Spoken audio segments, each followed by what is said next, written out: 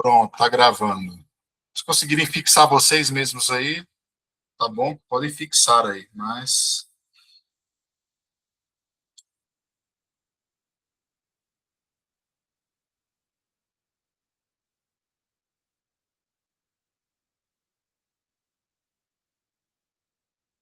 vamos lá. É isso aí, queridos. Gostaram do filme? Quem não assistiu o filme? Tem gente que participa sem assistir o filme, não tem nenhum problema, não. Pode acontecer, viu? O que vocês acharam do filme? Eu acho que foi um dos melhores indicados da lista aqui de filmes do clube, para mim. Foi um dos Olha melhores aí. para mim. Eu deveria ter visto no cinema e não vi. Pois é. Eu fui no dia, né? Eu fui, chamei ainda. Mas chamei em cima da hora também, né? É porque eu não sabia, eu achei que ia ter mais sessões. E aí, quando eu vi, só tinha sessão naquele dia. E eu falei, vou correndo lá e fui. Abandonei a Ana Paula aqui em casa e fui sozinho. E aí, o que vocês acharam do filme? Você, Sirlene, o que você achou? Eu confesso que eu não assisti todo, eu estava assistindo aqui, porque eu fiz uma maratona de filmes e falei, epa, deixa eu ir lá pro filme, né? Parei um filme e fui para o filme que você indicou. Até onde eu assisti, eu amei. Vou continuar, vou pegar o spoiler aqui, mas eu vou continuar. E é como a colega falou, Gabriela, também, assim, achei um filme excelente, uma indicação para mim, apesar de ter visto outros, não vi os outros depois, né? A melhor indicação, gostei bastante, porque fala um pouquinho do que eu vivo, entendeu? Que chega para mim no meu trabalho, então eu achei que coisas ali tinham detalhes que chegavam no meu trabalho. Conta pra gente aí qual é o seu trabalho, como é que é o seu trabalho. Eu sou psicopedagoga, né? Uhum. E dentro da psicopedagogia, nós recebemos muitas crianças com alguns diagnósticos, né? Sim. E até onde eu olhei assisti o filme, eu Uhum. vi uma criança que hoje a gente chama de TDAH, né? Mas eu vou continuar vendo o filme para ter mais coisas. E É.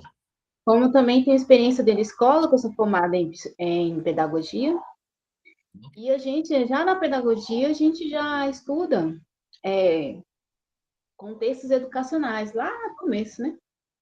E Uhum. aí mostrou muito a pedagogia, a educação tradicionalista, né? Hum. E Olha aí, sim, hein? A dona Sirlene já arrebentando a boca do balão aqui já, hein? obrigada. Não, falou muito comigo, muito mesmo. Gostei muito do filme. E Que assim, bom. eu não vou falar mais, né? Deixa meus Não, colegas mas você tem que falar bastante. Eu quero ver você falando bastante. Não, vamos interagir. Eu vou conversando também, tanto com eles, que eles também vão contribuir bastante, viu? Então tá bom, então. Vamos lá. E aí, quem mais? A Leia. A Leia tá por aí, né? Não assisti o filme. Não assistiu? Então tá bom. Então acompanhe com a gente aí. Mas eu quero assistir. Tô gostando, hein? Todo mundo tá gostando do filme, então Você vou vai, assistir. você vai achar interessante. Você faz o que da vida, Leia? Qual é a sua Eu sou, profissão? eu sou psicóloga, Ah, aí trabalho como funcionária pública e trabalho na clínica também. Aí, ah, como a amiga falou aí que era psicopedagoga que gostou, então eu acho que eu vou gostar também. vai sim, vai gostar sim. E a nossa Andréia. E aí, Andréia, o que você achou? Andréia é psicóloga. Oi, gente, tudo bom? Então, nossa, eu gostei muito, assim, e também gostei do fato da coragem dele, né? Por ele ser tão negligenciado, assim, e ele foi muito corajoso. Aquele amigo dele ajudou muito ele nessa caminhada também, o Renê, né?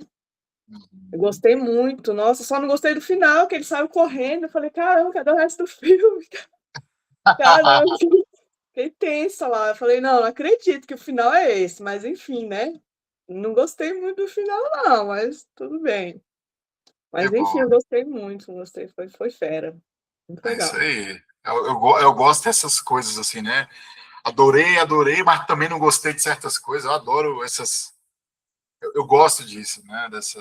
Colocando você ali na interpretação do negócio, né, da obra. Então, é isso mesmo, a obra de arte e a sétima arte, né? Como é o cinema, ele provoca isso na gente, né? Essa dicotomia aí, essa confusão de sentimentos, sensações, né? Me dê aí uma sensação que vocês tiveram, uma emoção durante o filme. Me dê aí uma aí. Vamos começar a preencher isso aqui, porque fica bem bonitinho depois, né? Vamos lá.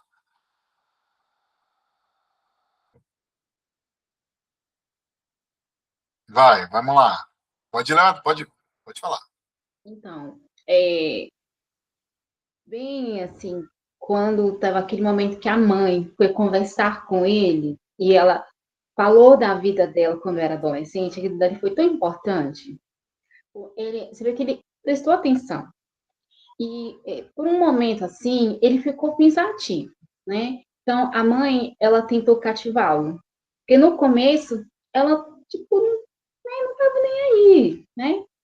Então, ela viu-se naquele. Que o pai também cobrou. O pai estava mais aberto ao diálogo, chegou brincando e tudo. E a mãe estressada, né? Mas tinha outras questões que também estavam ali.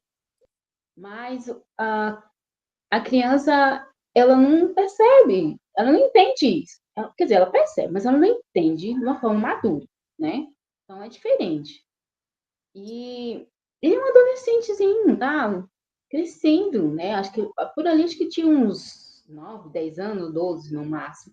Então, assim, quando a mãe foi lá na escola, viu que ele estava bem, recebeu ele em casa, deu carinho, deu atenção, aquilo foi um momento que ela passou para ele uma vivência dela que eu acho que ele não se sentiu tão errado, mas ele, mesmo assim, ele manteve a, a coragem dele. Eu acho que ele é bem corajoso, como a André falou, né? Bem corajoso, destemido. E aí eu senti isso, sabe? Naquele momento ela deu um start, né? Preciso dar atenção para meu filho. Porque o marido perguntava, você não dá atenção para ele? Falou, você não trata bem ele, mais ou menos assim. E ele me irrita, mas é porque ela também tem aquele comportamento, ela já teve aquele comportamento, então ela trouxe isso para ele. Isso é importante para a criança, porque esse diálogo, esse momento de conversa traz também segurança, traz também acolhimento, né? Pelo menos é o que eu vejo como mãe, como profissional, nessa questão. Hein, Sirlene, só dando um gancho aí na sua citação aí, é interessante porque, assim, eu gostei da parte que ele não deixa de ir para a escola, né? Ele sai de casa, mas no outro dia ele está na escola. Eu achei aquilo fantástico. Eu achei muito bom. Essa parte do filme foi muito legal. Porque geralmente quem sai de casa não quer saber de mais nada, né? Quer revolta geral. E ele não. Ele, tipo, no outro dia apareceu na escola. Eu falei, cara, gostei, vou continuar assistindo, né? Assim, na hora, assim. Eu falei, pô, vou continuar assistindo esse filme, muito bom. Outro ponto que eu achei bem legal é que ele falou para a mãe dele: eu não consigo me concentrar. Aí é tipo tudo que eu quero falar. É impulsividade, desatenção, é uma criança que ela age muito na emoção, né?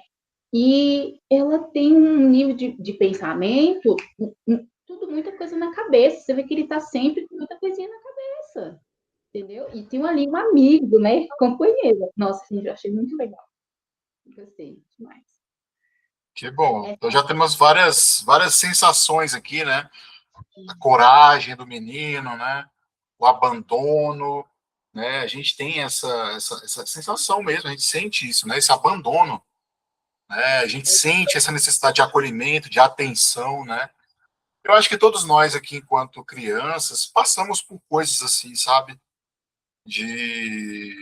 Mesmo que não que estivéssemos com os pais ali, isso que é muito interessante, né? Nós estamos com os pais, ou infelizmente alguns não tiveram ali os pais, né? Mas estamos ali com aquelas figuras ali protetoras, mas não estamos acolhidos, estamos abandonados, né?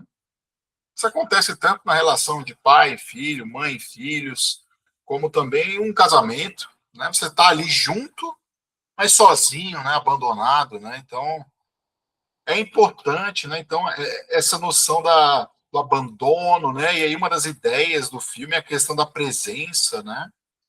A presença é uma coisa muito importante a ser pensada no filme, o quanto que a presença, né, de pessoas nos afetam, né? O quanto que ela é importante, né?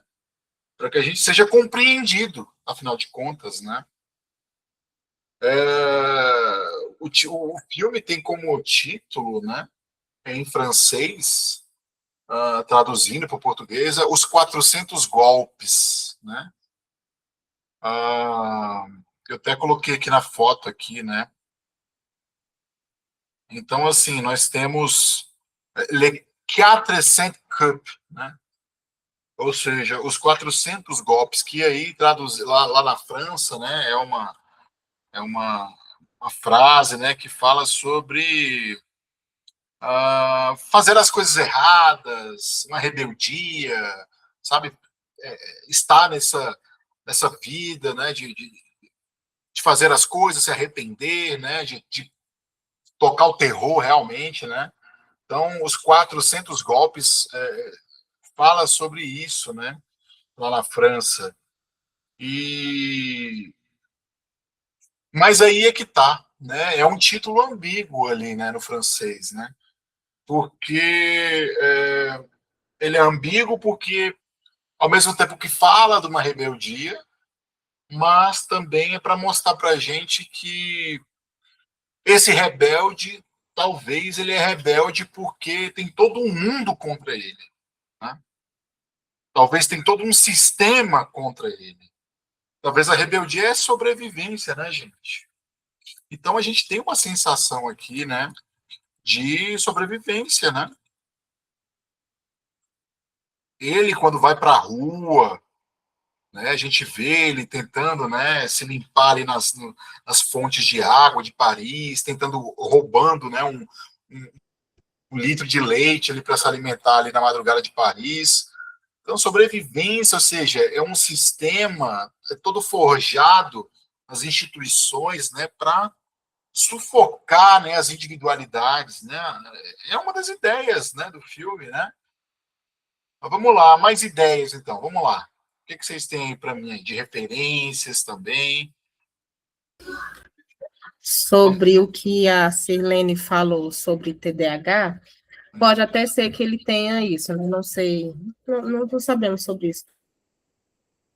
Por isso que a gente colocou aqui entre com interrogação, né? Porque é uma possibilidade aí aberta, né? Pensem só um menino vivendo ali em Paris, né? Botar aí década de 50, 60, né? Então Paris está efervescente, né? Tá bom, Gabriela, tá travando a câmera dela, ela falou aqui.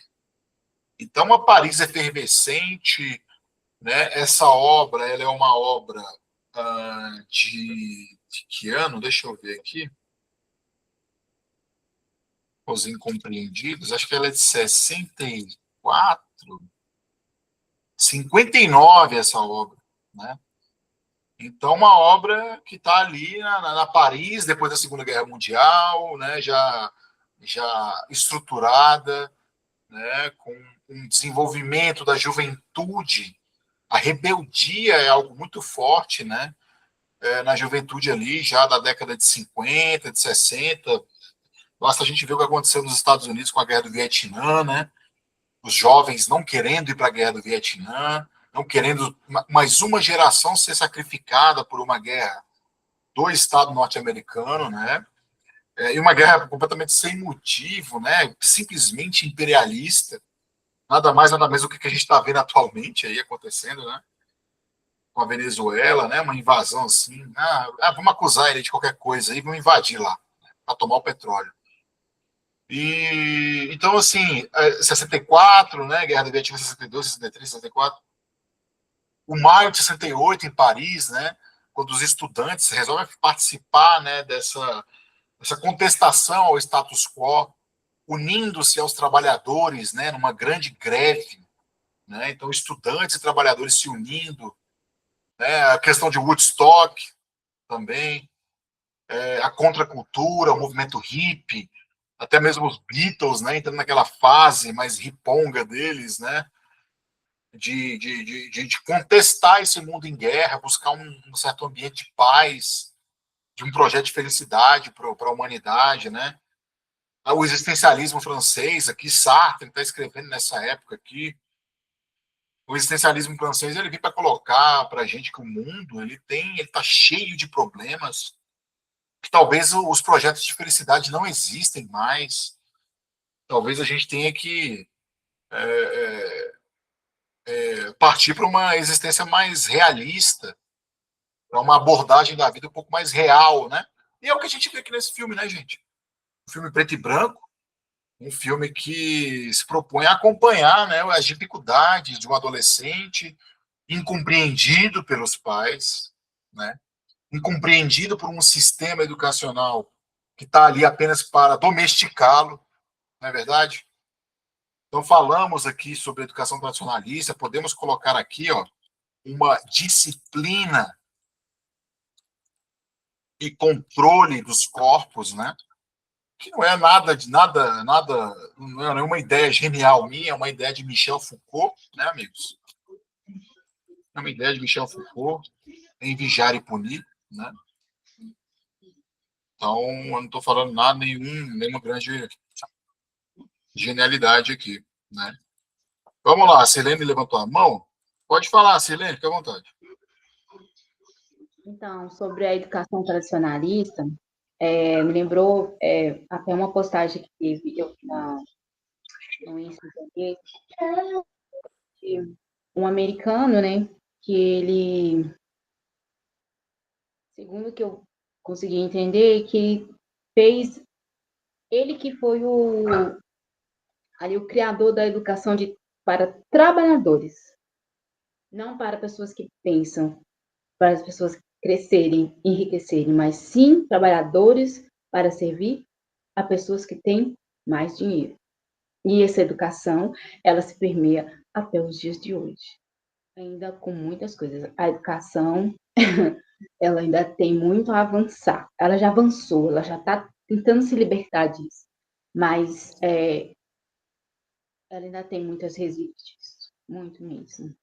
E aí, eu não lembro, peço desculpa a vocês, eu não lembro do nome desse americano, mas ele fez uma grande história. E ele tem seus. Ele tem aí uma história. Assim, acho que deixou muita gente presa, né? Nessa educação que ela foi feita como modelo para pessoas serem trabalhadoras. É nisso que ele fala. É porque eu não pesquisei aqui o nome, mas depois posso colocar. Eu li até um artigo, fui bem a fundo, fiquei muito interessada naquilo e tal, porque na faculdade tem sobre a educação tradicionalista. Nunca citou essa ideia. Então, já esse americano, ele que foi o criador dessa educação para trabalhadores, criar pessoas que só trabalham, para simplesmente trabalhar ser alfabetizados, mais ou menos, para trabalharem nas fábricas, mas não para serem médicos, doutores, para esse sentido. Legal. Depois, quando você lembrar o nome dele, diga para a gente, tá? Tá. Então tá. Então nós temos aqui, pessoal, duas perspectivas, tá? De educação. Uma educação que ela busca o treinamento, né? O preparo, e uma outra educação que busca o quê? A formação, né? A maioria de nós aqui ou está numa graduação, ou já temos graduação universitária, né? Ali, durante a nossa graduação, geralmente, nós temos um treinamento, uma instrução, um preparo para o mundo social do trabalho, né? Mesmo que a pessoa não tenha intenções disso, por exemplo, né? Mas, ao fim e ao cabo, aquela grade curricular, aquela oferta daquele curso tenta atender uma certa demanda social, né? E nós, quando estamos, às vezes, na universidade, né, a gente, quando tenta participar de coisas extracurriculares, atividades mais diferentes daquilo que está na grade curricular, a gente está já partindo para uma perspectiva de formação, né? Então, nós aqui, hoje, aqui, ó, reunidos aqui, nós estamos todos em busca de quê? De formação, tá? É um momento em que nós tentamos moldar a nossa vida, nosso senso estético, o nosso senso ético também, para ver o mundo das suas mais variadas, nas suas mais variadas facetas, perspectivas, né? Daqui 2 semanas estaremos trabalhando com uma ópera de um brasileiro, do Carlos Gomes. Nós estamos lendo o Siddhartha, do Hermann Hesse, né? Que já é uma perspectiva da questão oriental, da filosofia oriental. Então percebam quantos mundinhos nós estamos ali transitando ao mesmo tempo, né? Para a gente poder aí ter algo que vá além de um treinamento, né? Além do mero preparo para um mercado, para o mundo social, independente do que ele esteja exigindo da gente. Seja como um professor de filosofia, como uma psicóloga, como um proletário, como um trabalhador braçal, um trabalhador do campo, não interessa, um executivo, né? Nós estamos aqui num momento de formação, né? Os alemães têm uma palavra chamada Bildung, né? Ou seja, moldar-se, entender como você é e moldar-se a partir disso no mundo, né? E que os gregos também tinham uma certa ideia disso, chamada paideia, né? Ou seja, a educação vai muito além da instrução, tá? Vai muito além da instrução, daquilo que está na escola. Afinal de contas, a escola que nós conhecemos aí, infelizmente, ela é uma instituição de disciplina e controle dos corpos, que é tornar os nossos corpos dóceis, vigilantes, que ficam o tempo todo se vigiando e vigiando aos outros para que possamos sair dali para servir ao mundo do trabalho, né? Então a ideia do Foucault de corpos dóceis é algo muito interessante para esse filme, né, gente? O que não é que se a gente não está vendo exatamente aquilo ali, agressão física, agressão verbal, castigos, os colegas todos ali, né, participando ao mesmo tempo da bagunça, o que é muito engraçado no filme, mas também ao mesmo tempo todos se vigiando, se controlando. O quanto que é internalizado, né, em nossas mentes desde a nossa infância a vigilância, a atenção e a vigilância dos outros. Nós somos uma sociedade de vigilância.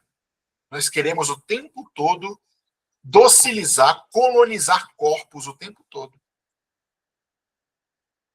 Então nós fomos dominados para podermos, para sermos dominadores, né? Aquela frase do Paulo Freire é lapidar, né? Uma educação que não pretende ser libertadora vai criar sujeitos que vão dominar, né? Sujeitos que vão escravizar os outros, né?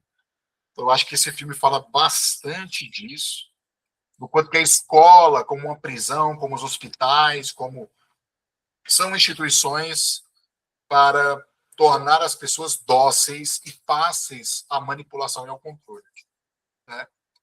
Veja a cena do coleguinha lá dele que vai investigar por que aquele colega está faltando aula, por que o Antoine está matando aula. É ou não é sintomática aquela cena? É muito sintomática aquilo, né? Todos ali gostariam de estar sabendo da vida uns dos outros, mas aquele coleguinha ali, ele foi além, ele falou, não, aquele ali encarnou o sistema educacional fora da escola. Olha que loucura, né? Então, é realmente doentia essa maneira de educar que nós temos aí, né? Ela cria seres extremamente vigilantes, autovigilantes e principalmente, aí tocando as colegas que são psicólogas, ansiosas, né? Pessoas ansiosas. A ansiedade tem por fundo uma noção de controle muito grande, né? O ansioso é aquele que tenta controlar as coisas. E ele percebe que o mundo é incontrolável. E que as pessoas que estão ali à sua volta talvez também são incontroláveis, né? Vamos lá, mais ideias. A gente foi longe aqui, hein? Vamos lá. Mais uma ideia aí. Eu quero mais uma ideia, então. Vamos falar sobre criatividade? Sobre criatividade. Criatividade. Vocês acham que a criatividade ficou prejudicada na obra? Ficou prejudicada na vida do Antoine? É isso que eu ia lapidar um pouquinho, né? Diga, Porque mesmo um menino que pode ser, assim, não tenha transtornos como TDAH ou algo parecido com isso, mas, assim, o próprio ambiente tradicionalista, vamos dizer assim, repressivo da escola, faz o menino nem ter criatividade também. Nem um poema não tem que ser decassílabo. Tem que ser decassílabo, quer dizer.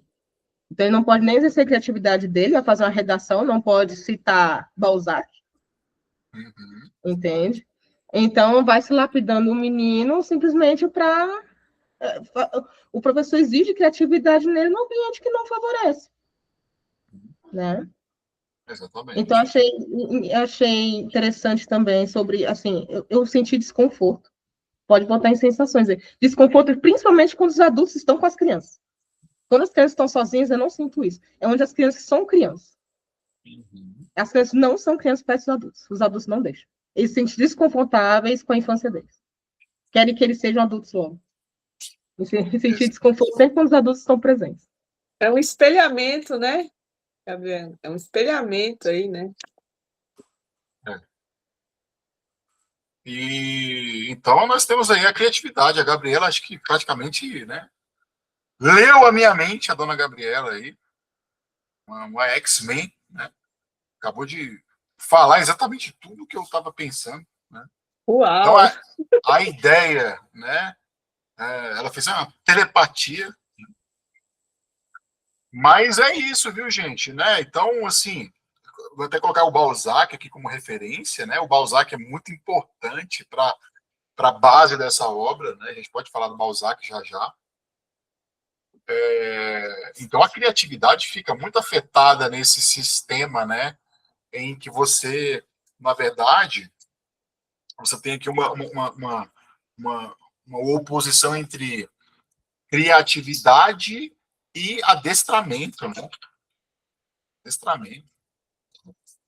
O adestrado, ele apenas responde a dispositivos, né? Ele responde a comandos, né? O criativo não, ele trabalha com liberdade.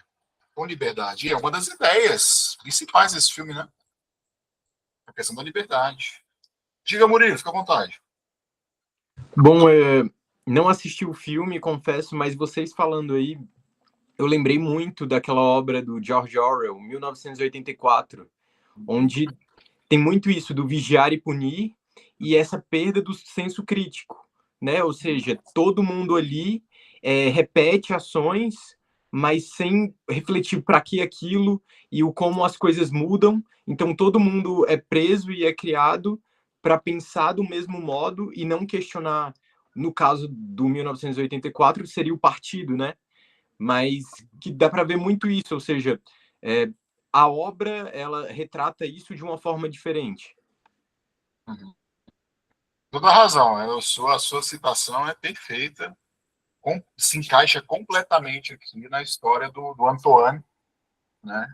Do Antônio, como dizem no Brasil, né? Em relação ao que ele passa na escola, o que ele passa com os pais, né? O que nos leva a pensar sobre liberdade e sobre autonomia também, né, gente? Autonomia é uma ideia moderna, né? É claro, os gregos também falavam de autonomia. Aristóteles falava muito de autonomia. É um sujeito que tem que ser livre para ser ético. Tem que ser livre. Por isso que os escravos, segundo Aristóteles, tinham um problema para viverem com mais felicidade, porque eles não tinham autonomia, né? E por isso que era uma classe secundária. Agora, na modernidade, a autonomia ela ganhou um status de uma obsessão da modernidade. O que é um ser autônomo? Aquele que pode dar lei a ele mesmo, que pode dar uma regra a ele mesmo. Né? Kant escreve sobre isso. Né? Então, a autonomia, o esclarecimento, a Revolução Francesa, né, quer que nós tenhamos aí autonomia, nós possamos ver o mundo, nos posicionarmos nesse mundo, né, de maneira crítica, é claro, e aí tomarmos nossas ações, nossas iniciativas. Né? Então, o lema, né, da modernidade, que é a autonomia, está em crise. E isso aqui aparece no filme. Né? Que é uma coisa muito louca. Né? Estamos cada vez mais em desenvolvimento tecnológico, cada vez mais uma crescente populacional, a população cresce absurdamente, mas parece que os valores estão cada vez mais escassos. Né? Vocês têm liberdade de comprar, mas não têm a suficiência de ter emprego. Vocês têm liberdade de moradia, mas não têm moradia. Vocês têm liberdade para decidir sobre alguma coisa ou outra, mas na verdade não tem liberdade nenhuma. Né? Privilegiados são os que podem escolher entre um caminho A e B. Porque para a grande esmagadora maioria da população, não tem caminho A ou B, não. Só tem um caminho, que é sobreviver. Né?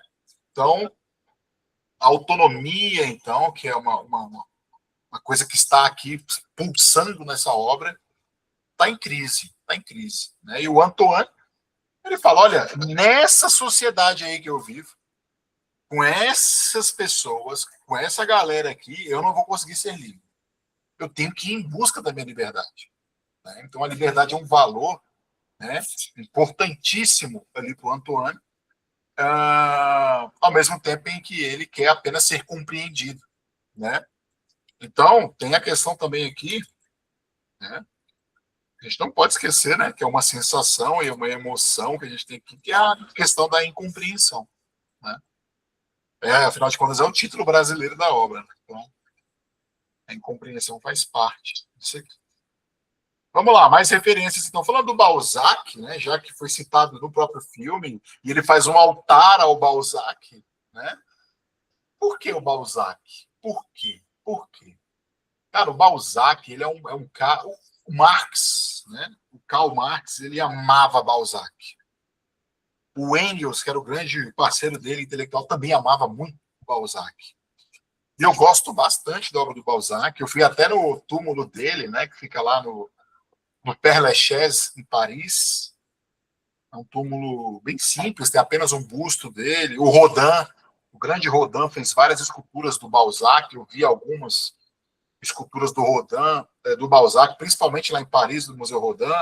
Vi também agora, no último viagem que eu fiz para o Japão, lá no Museu Nacional de Arte Ocidental, tem uma escultura do Rodin, né, sobre o Balzac. Porque o Balzac, ele tinha essa literatura que era bem nua e crua. O Balzac não tinha vergonha de denunciar as vergonhas, os desajustes da sociedade. Ele não tinha. Ele colocou nas suas obras a ingratidão dos filhos com os pais. Ele colocou a crise de meia-idade que as pessoas passam. Ele colocou o desajuste das mulheres solteiras numa certa idade. Ele colocou isso.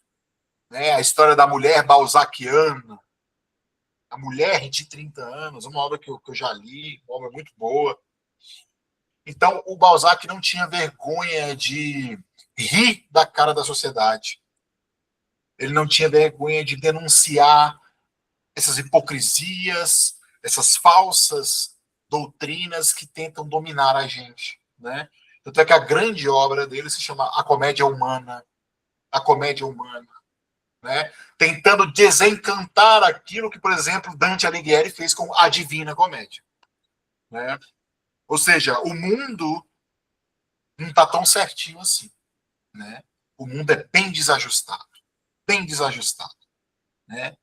Quem dera, né, que pudéssemos, talvez, habitar certos círculos do inferno e até mesmo certos terraços do purgatório, né? Então, assim, o Balzac, então, dá para a nossa obra aqui, além da história do Antoine, além de Paris, né, uma das capitais da modernidade, o Balzac dá para a gente essa coisa nua, crua, real, viva, visceral. É roubar para comer, fugir de casa, ficar preso, correr em direção à sua liberdade, como é o final do filme, com aquela fuga dele, né? É a indecisão, o medo estampado no olhar do Antoine na hora que ele chega de frente ao mar, né? O mar é uma imensidão, uma coisa gigantesca, né? O mar, ele é fonte de tanto de liberdade como também de angústia. Né? Imaginem aí, né, dominar os mares, o quanto que isso não foi importante para a nossa modernidade, né? Dominar os mares. O mar ali é o mar da vida, o mar das emoções, né? Aquelas ondas. Para onde que essas ondas agora vão me levar? Já que eu estou tentando fugir desse mundo aqui que está tentando me encaminhar para um lugar e outro. Né? Então, é um dos temas da obra e é, na verdade, uma das sensações que nós temos aí, a questão da angústia, né, de qual caminho seguir. Né? Temos a questão também, a questão das incertezas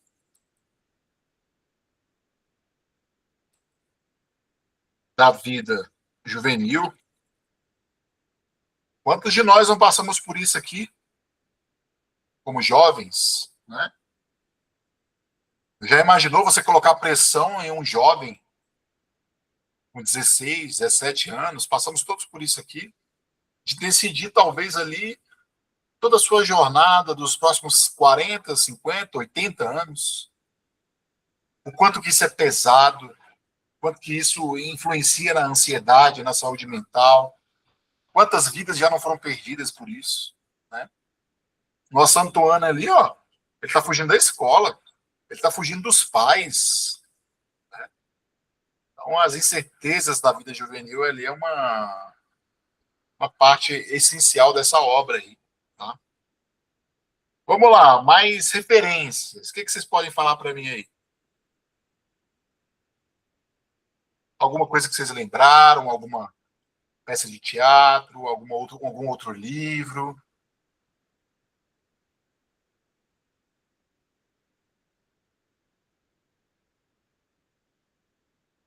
Nada? Murilo? Eu lembrei, eu não lembro o nome da música do Pink Floyd, que tem aquele clipe, é uma música bem famosa, que é aquela Sim. I Don't Need Controls, que tem as crianças na escola e elas se revoltam com o professor opressor. Eu achei que tem um nexo, assim, pelo que vocês falaram. Uhum. É o Another Brick in the Wall, né? Outro tijolo no muro, né? Deixa eu pegar aqui, pegar o nome completinho aqui. Que é uma obra fantástica, né? Nos estudos de educação, de pedagogia, uma obra que tem que estar presente. Muito bom, viu, Murilo? Muito bom. Vamos lá. Another Brick in the Wall. Mais um tijolo aí, né? Você está sendo formado, né? A educação é uma fábrica de salsicha, né? Fábrica de tijolo. Todo mundo ali é feito nas pressas ali, né? Vamos lá, Sirlene, fica à vontade.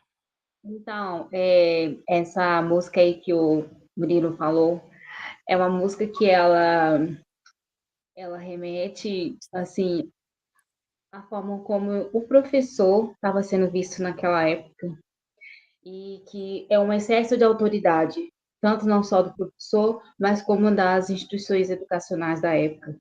Que, como é muito visto no filme, as crianças não são compreendidas, elas são negligenciadas com questões que, às vezes, ela tem uma dificuldade, elas precisam de uma atenção diferente. E, na época, é muito visto isso.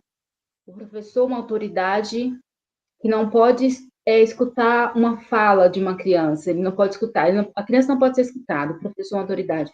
Eu tenho o pleno conhecimento, vocês não sabem de nada. E hoje, dentro da sala de aula, a gente faz uma troca, né? E é diferente. Então, a música foi basicamente dizendo: vocês estão perdendo o seu lugar. E realmente, infelizmente, hoje a gente tem muito professor perdendo lugar por esses comportamentos lá atrás. É a minha observação. Maravilha, maravilha.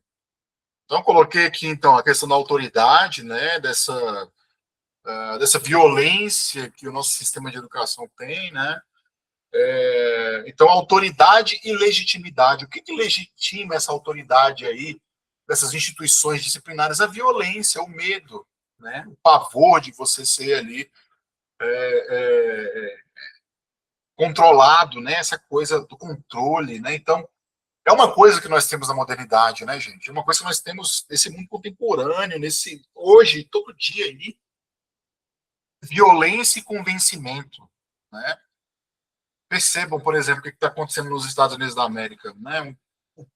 Assim, o maior país do capitalismo, passando por uma governança, um governo que, apesar de ser legítimo pelo sistema eleitoral, ele é uma maneira de governar irracional, quase que selvagem, aonde o temor, a ameaça, né, as soberanias, né, o terror de causar uma nova guerra, uma destruição em massa, é o que tenta convencer os outros países medrosos a embarcarem, né, na barca dos Estados Unidos, do seu modo de governar.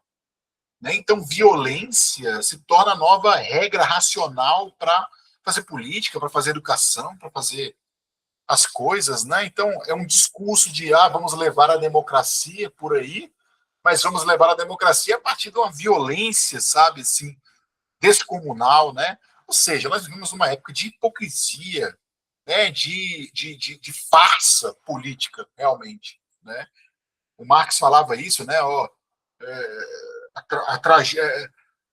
As coisas tendem a se repetir uma primeira vez como tragédia, numa segunda como farsa, tá?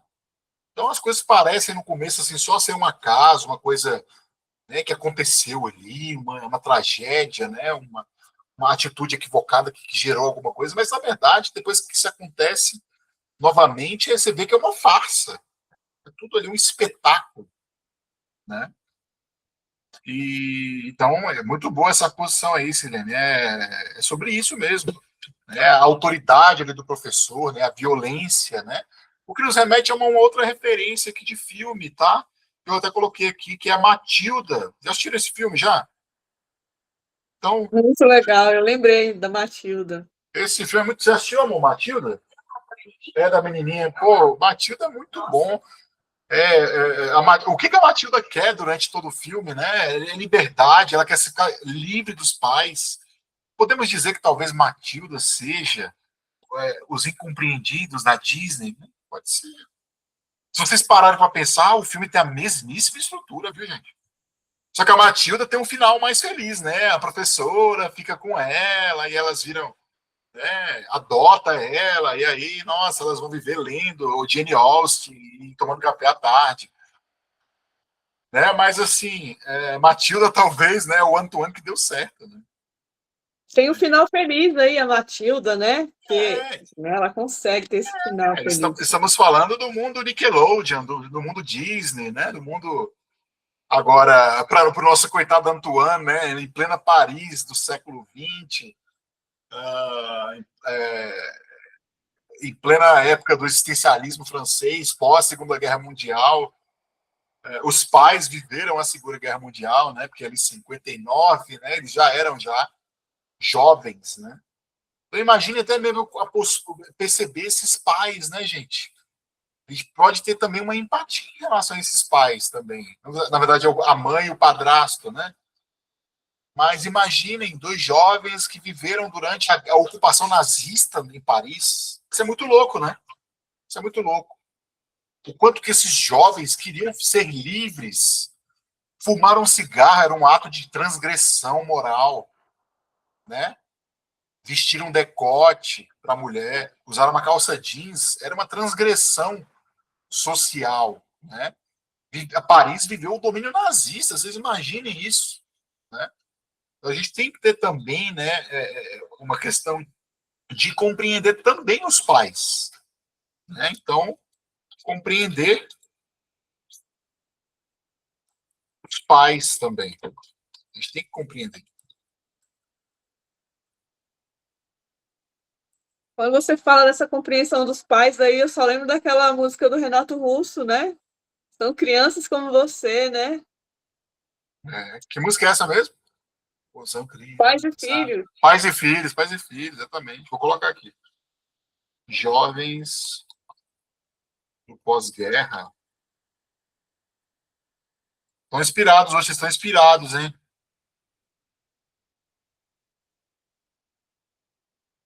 Vamos lá, deixa eu só colocar isso aqui. Tirar isso aqui.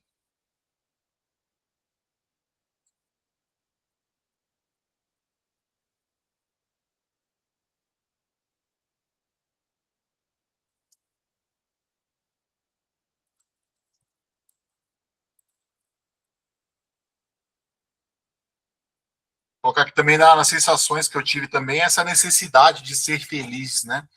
O Antônio só quer ser feliz, cara. Ele quer ficar com os amigos, ele quer estudar, ele queria ter uma vida tão normal, né? É tão difícil. Você já parou para pensar isso? O quanto que é difícil ter uma existência calma, né? Assim, tranquila, vivendo de maneira normal, entre aspas, né? Muito difícil, cara. Porque o mundo, ele é hostil. Olha a ideia do filme aí, ó. O mundo, ele é hostil. É hostil. Talvez seja essa a primeira ideia, né, do filme. Vou até colocar aqui em cima, aqui no TDAH, aqui, com todo perdão aqui para as psicólogas, né? O mundo é hostil. O mundo massacra as individualidades, né? Então nós temos aí individualidades suprimidas, né?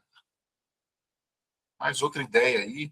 E aí, vamos chegando aqui no fim do nosso encontro, só mais 3 minutinhos, só finalizando aqui, colocar aqui algumas provocações, algumas lições, como se a gente já não tivesse feito aqui várias, né? Mas vamos apenas sintetizar aqui para ficar bem bonitinho isso aqui. Então, de provocações e lições, então. Qual lição que vocês tiraram dessa obra? Vamos lá, eu quero um de cada um. Uma lição de cada um.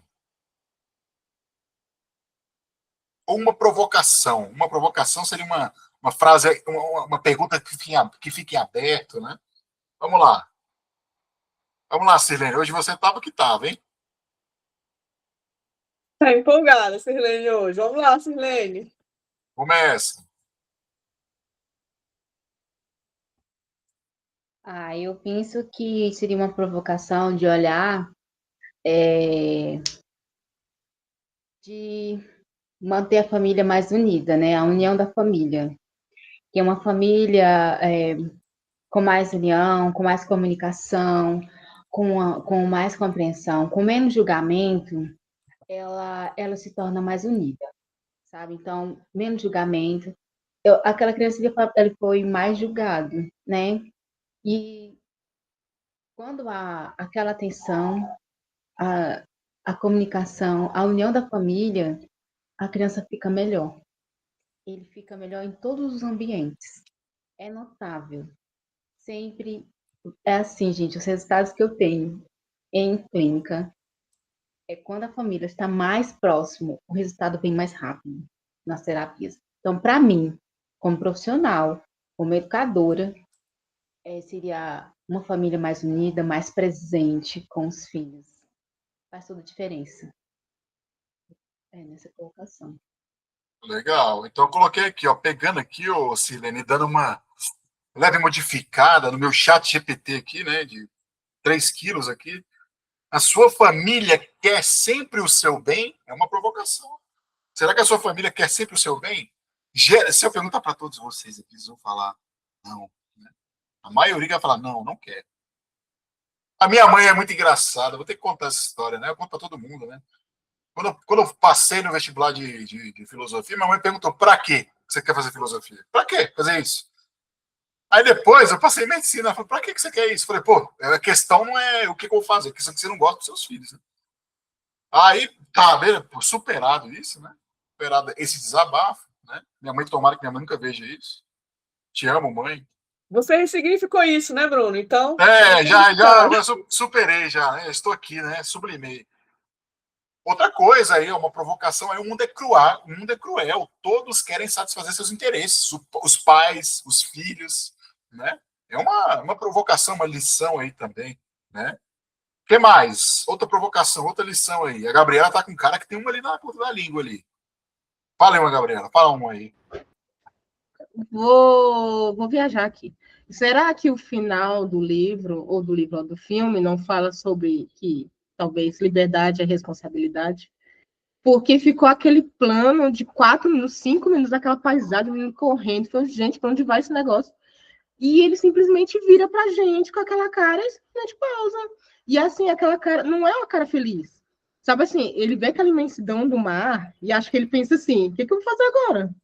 Então vem aquela responsabilidade, ele tá se sentindo bem, mas ele tá com medo ao mesmo tempo. Aquela expressão diz muito, sabe? Então, liberdade é responsabilidade, talvez, entende? Acho que ele sentiu o peso disso, sabe? A liberdade e o medo dessa liberdade ao mesmo tempo, sabe? Eu acho que aquele final, assim, eu até levei um susto, porque eu tava 5 minutos naquele TED, falei, gente, tá bom. Aí vai aquela pausa. Perfeito, gente, perfeito. Então, sintetizando a sua ideia aqui, com licença, com toda a vênia, é uma provocação de o que é ser livre. Ser livre, então, seria fazer tudo o que nós queremos? Né? Fica aí a provocação. Né?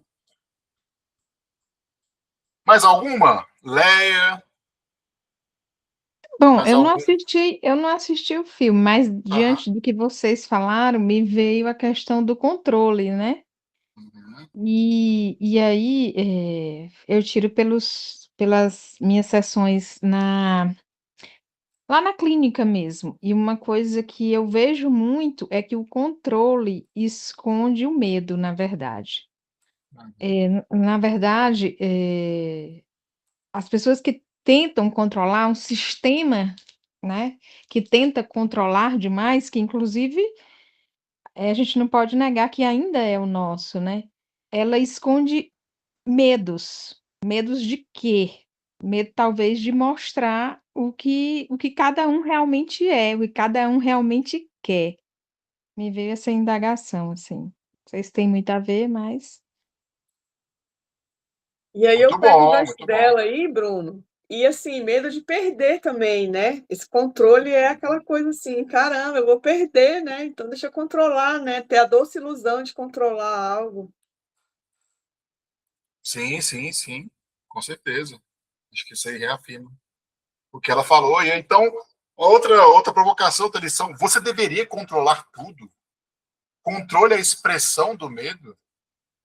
E outra coisa também interessante aí, já desdobrando isso, é conhecer se é perigoso. Perigoso. Pode ser libertador, mas conhecer a si pode ser também perigoso. Né? Eu coloquei esse conhecer-se também é perigoso. Colocar assim para ninguém, ai, né? Nossa, que esse clube é muito depressivo, né? Não, Vamos mas lá. coloca aí, ó, completa aí, porque é libertador se conhecer, né? É libertador. Depois É, você não quer mais voltar lá para trás, você quer ir para frente, né? Já conheceu, caramba, não, que lá não faz mais sentido, vamos para frente. a gente pode colocar até o que o Platão fala. O Platão fala isso numa obra dele. O risco é belo, né? O arriscar-se já gera aprendizado, né? Então conhecer-se também é perigoso, mas o risco faz parte da vida. Olha aí. Nossa, vocês são muito filósofos aqui. Meu Deus. Uma pleiade, né? Uma pleiade. Grandes pensadores aí. Então tá, gente. Acho que tá bom, né? Tá bom. Exatamente aí, 1 hora de encontro. Nada mais, nada menos. Acabou de chegar uma lasanha aqui para o jantar, né? Oba! E Ah, minha então mulher é com acabou de sal. fazer um arrozinho branco ali. Então, né? Convida depois, Bruno. Convida, né, Bruno? Convida, né? Convida. A nossa mesa aqui é gigante, recebe 3 pessoas à mesa. Então, é isso, queridos. Muito obrigado aí pela participação de vocês. Foi muito bom, né? Obrigada a você. Muito É, bom. Então é isso. Foi Estaremos juntos aí agora. Esqueci quando. Acho que tem um próximo filme semana que vem, se eu não me engano, né? Vai ter foto, Bruno? Vai ter foto, vamos tirar foto. Apareçam aí no vídeo para eu fazer um print. Eu tinha esquecido disso. Muito obrigado. Apareçam aí, ó, que bonitinho. Vamos lá. No 3 eu vou dar o print aqui. E aí vocês esperem para eu ver se ficou legalzinho, tá? No 3. 1, 2, 3. Deixa eu ver como é que ficou. Lá com o Murilo saiu com o olho fechado. Ninguém de olho Eita, Murilo. De novo, de novo. Aí, a Gabriela saiu com o olho fechado. Pera aí. Ah, tudo bem. 1, 2, 3. Só um segundo. Espera aí.